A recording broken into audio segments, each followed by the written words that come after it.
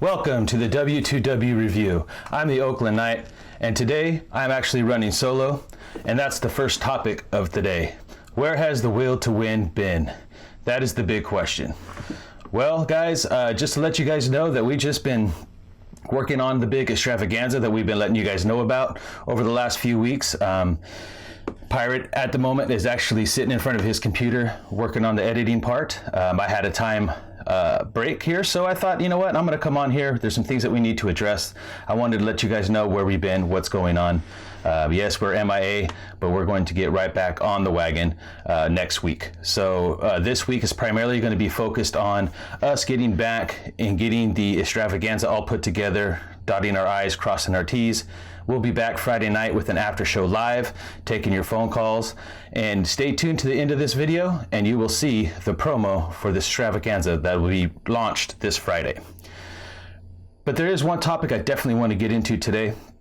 There's a lot of things going on inside the Raider camp. Training camp has kicked off.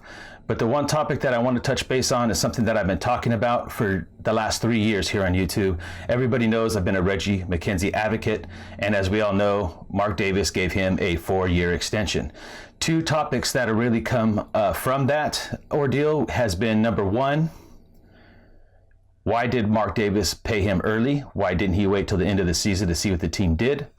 And the second part of the question is, does he deserve it? You know, you guys all know where I stand with that. The answer is yes, and I'll get into that in a second. When you look at Mark Davis paying him now, you have to look at it the same way we were looking at David Amerson getting his contract.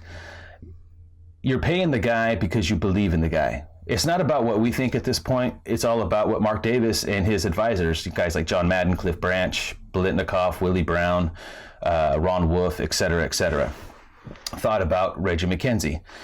And you pay him early because, well, I mean, you possibly save money, right? I don't see Reggie McKenzie being a money-hungry type of person to where, you know, we make the playoff run that we're expecting and we do great things this season that we're expecting, and then Reggie gets paid more. But it's a possibility. You have to pay for talent. That's just the way this business works. So by Mark Davis going out there and saying, you know what, I'm going to sign this guy now, could potentially save him money in the future. So in that sense, that's why I see him doing it now.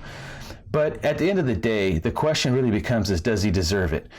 Now, a lot of people say, well, we need to see what this team is going to do this season. Do we?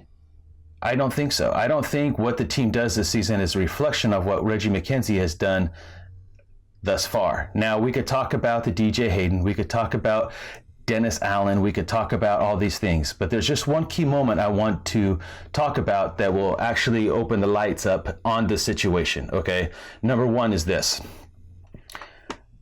When John Madden and Mark Davis brought Jack Del Rio in, that was the turning point. It was Mark Davis and John Madden decided to hire Jack Del Rio. That was not a Reggie McKenzie hire. And we could call it a weakness of Reggie McKenzie, right? But the bottom line is, what it is with Reggie was, Reggie liked guys he could control. So Reggie was putting too much on his plate.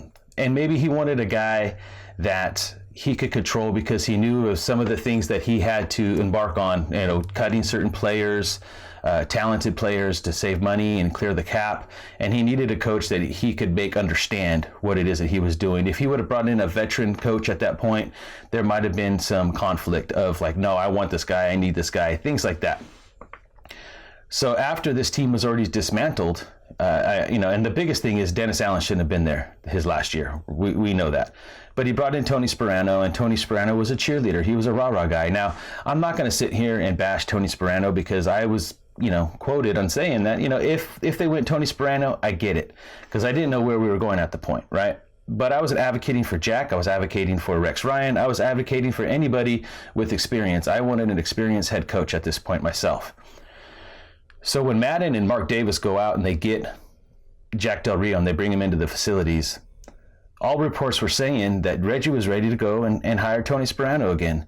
And what we would have got with Tony Sperano was Greg Olson, who the nation was fed up with, and possibly even Kate Tarver and keep the system. They felt they had something going on there. He won the team over.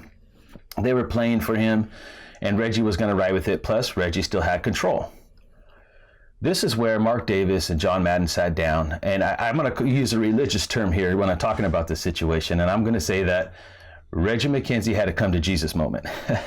What I mean by that is I believe that Mark Davis basically told him, look, this is the way we're going. Jack Del Rio's our guy moving forward.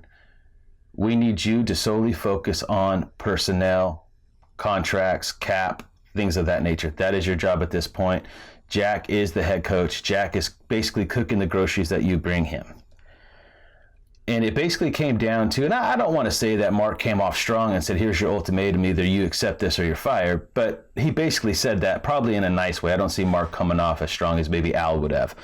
So Reggie had a decision to make at that point, and he was kind of thrown on the spot. So what does he do? He asked for a one-on-one with Jack. And it's been reported that him and Jack went into some other conference room or his office or whatever for over an hour, and they had their own conversation. Now, this wasn't an interview conversation. This wasn't Reggie McKenzie asking asking Jack Del Rio if he fits what he is planning. This was basically an interview or a conversation to see how they were going to coexist as head coach and general manager. What are their philosophies? What are their schemes? What is your culture view? How do you see moving forward with this football team? Things of that nature. Because Reggie needed to come to an understanding of, could he work with Jack? Could he feel comfortable enough doing what his job is, and can him and Jack coexist on their philosophies and their beliefs on players? They came out of the meeting 2 thumbs up. And whether or not, Reggie did it because he just wanted the job or they actually got along, it's fair to say that Reggie and Jack both get along. They've done a stellar job. There's been no reports or rumors of a Jack Del Rio, Reggie McKenzie disagreement or anything of that nature. Now, I know a lot of people say, oh, it's Jack calling the shots. It's Jack. It's, no, it's not. It's a team effort. Reggie is proven. You got to remember, this 2014 draft class, Jack Del Rio was not around for that. That's all Reggie. That wasn't Dennis Allen. That wasn't anybody else but Reggie. So Khalil Mack, Derek Carr, Gabe Jackson, Justin Jelly Ellis, TJ Carey, Latavius Murray, these guys are all Reggie, all of them. So we can't sit here and say, oh, Reggie sucks as a draft guy. No, he does not. He's a very talented scout person. He's been doing it. He's a personnel guy. He's good with numbers, good with contracts. He understands the game. That's what he's getting paid for. That is why Mark Davis paid him. That is why Mark Davis says, you're my general manager moving forward, because he gets it. He gets the contract. He gets the cap. He knows how to evaluate players. He knows how to check. We could question the Aldon Smith move, but we'll get into that in another date. But, that wasn't a question of Aldon Smith. That was just a good investment. Aldon Smith has not hurt this team at this point.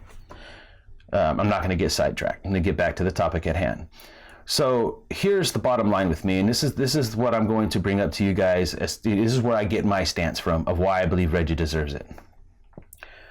Regardless of what happens this season, okay, we all know that we went 4-12, 4-12, 3-13 to a 7-9. All right. That 7-9 is all on Jack. This is the way Jack coached the team. It's the way Jack prepared the team. That has nothing to do with Reggie. So it's not fair to say, okay, it's up to Jack. Jack needs to go at least 9-7 for Reggie to keep his job. Reggie's job has been salary cap. He fixed it. It's on point. His is to give contracts out that are favorable moving forward. Check. He's on point. The next part of his job is talent evaluation and bringing in talent in the draft. If you look at the last 3 draft classes, right now we have to wait to see what this draft class is going to bring to the table. But the last 2 have been stellar. We have Amari Cooper now. We got Clive Walford now. We got Mario Edwards Jr. now. These guys have all been difference makers on this football team. So that's another positive moving forward. So why is it so important that the way he drafted the talent that's on this football team? Do you guys realize last season with a 7-9 record, and I understand that these weren't first ballot picks, but we had 6 Pro Bowlers this last season. 6. That's a pretty large number coming from only having 1 going to 6. All right, and only 2 of the 6 were not Reggie McKenzie's draft classes, which was Charles Woodson and Marcel Reese. Now, Charles Woodson, though, was brought back in by Reggie McKenzie from Green Bay, where he had a long tenure working with the Green Bay Packer organization. So, you know, you could give him, let's call it a 25% credit for getting Charles Woodson to come back in. I think a lot of it was the Raider Nation. I think a lot of it was he was going to finish out his career in a place that he loved. He had a winery. There's a lot to factors in, but I'll give Reggie McKenzie 25% credit for getting Charles Woodson to come back to the silver and black. The rest of them, you know, you have Khalil Mack, Amari Cooper, Latavius Murray, Derek Carr. Now, only one of those guys, if you want to run off the philosophy of it's Jack, only one of those players was a Jack Del Rio tenure guy, which would have been Amari Cooper, which leaves us Latavius Murray, Derek Carr, Khalil Mack, all Reggie McKenzie, all Pro Bowlers. So if you have a team that has 6 Pro Bowlers, you take 2 out or 1 and 3/4 out, you know, and you give him a little credit for having Charles Woodson back on the football team, then you essentially have 4 1/4 players that Reggie put together that became Pro Bowlers on this football team.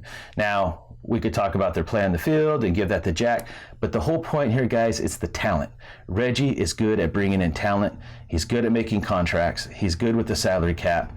That is his job at this point. His job is not what the players are doing on the field. That is solely on Jack.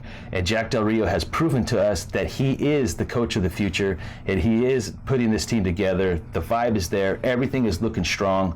We're going into camp. We're healthy. We're making things happen. And these are the key points that we need to focus on and not worry about, you know, if the team is going to go 10-6 and what's that have to do with Reggie.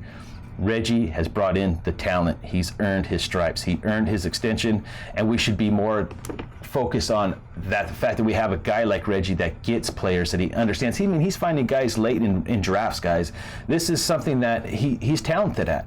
And the fact that him and Jack can coexist the way that they do is huge. You ask the 49er fans if they would have loved that Jim Harbaugh and Trent Baalke could have got along. You know, their differences caused Jim Harbaugh to be out of there, and they've been on a downward spiral ever since. All that controversy, we don't have that in Oakland, at least not yet. Let's knock on some wood. We hope that they can continue to get along and understand each other as they have thus far, and trust me, the sky's the limit with this team. These guys are getting along, and that is the key. So Jack Del Rio's job is to cook the groceries. He's also making the list for the groceries and handing it to Reggie McKenzie to go shopping. They're collaborating together. They're understanding each other. They're evaluating together. Everything that has gone wrong in the last 13 years is now coming to fruition to be right. Everything's being corrected. The ship has been turned around. We are headed in the right direction, and I'm excited. All right, Raider Nation, we're out of here. I want to let you guys know this before I go. Stay in tune on our Facebook page. Go to the Will to Win Facebook page. I will be putting up some live videos throughout the week, more likely towards the evening, just to kind of touch base of today's progress. I think that's what we're going to do this week while we finish up the big extravaganza. And so stay tuned to Facebook. That's where we'll do all the updates. And moving forward, too, I want to say this. We want to thank you all for reaching out, you know, and giving us a bad time for being MIA. We understand. We're just really, really working hard on this next coming show that's coming out Friday, which you're getting ready to see the promo for. So stay tuned, and we're excited, and we hope that you guys enjoy all the work that we put into it. All right, Raider Nation, I'm out of here. Till next time, you guys stay Raider strong.